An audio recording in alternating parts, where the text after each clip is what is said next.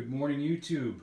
This is a video on a portable fuel tank for a 4.8, 5.3, or 6 liter GM engine that you can hook directly to the fuel rail and a 12-volt source.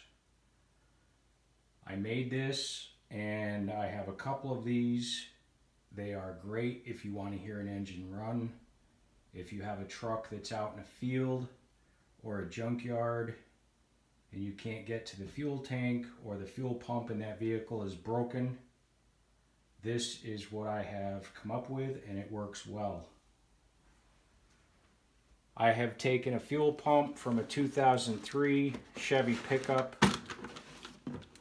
This is a factory fuel pump from the tank. Negative and positive.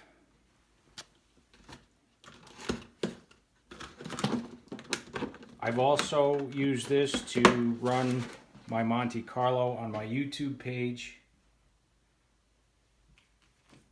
It works well as a temporary means if you want to hear an engine run before you buy it. There's 8 feet of rubber hose